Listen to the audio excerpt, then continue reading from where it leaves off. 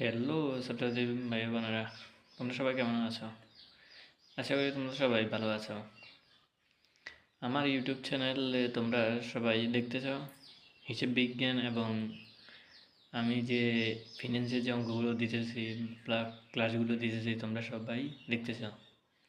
আশা করি তোমরা সব কিছু বুঝতেছ।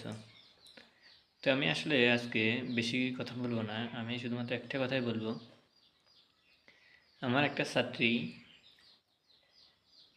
হে রে এত গরিব বলবার পরে আমি বলছিলাম যে সম্ভাব্য রে মিললে সম্ভাব্য কোনো কিছুই র্যামিলে অন্তর্ভুক্ত হয় না।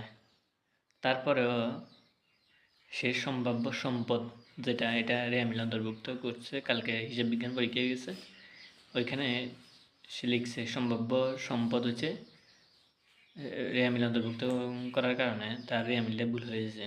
তাই আমি তোমাদেরকে শুধুমাত্র বলবো, সম্ভাব্য কোনো কিছুই র্যামিলে অন্তর্ভুক্ত হয় না। সম্পদ হোক, দায় হোক, কোনো কিছুই র্যামিলে অন্তর্ভুক্ত হয় না।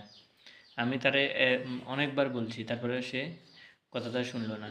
সে ওইখানে যাই সম্ভাব্য র্যামিলটা লিখে দিয়ে চলে আসলো। তো তোমরা সবাই মনে রাখবে র্যামিলে, আমি যেহেতু আমাদের এখন র্যামিলে ক্লাস করতেছি, এখন তোমরা শুধুমাত্র র্যামিলে, যেহেতু র্যামিলে আমি তো আমার ক্লাসে সব কিছু বলছি।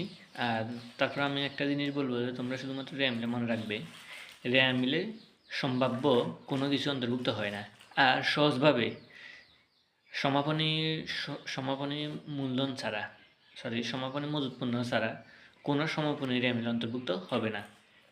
সকল সমাপনী অন্তর্ভুক্ত হবে শুধুমাত্র প্রারম্ভিক মূল পণ্য ছাড়া কোনো প্রারম্ভিক র্যামিলে অন্তর্ভুক্ত হবে না। তোমরা এই জিনিসটা মাথায় রাখবে। আর সম্ভাব্য কোনো কিছু র্যামিলে অন্তর্ভুক্ত হয় না।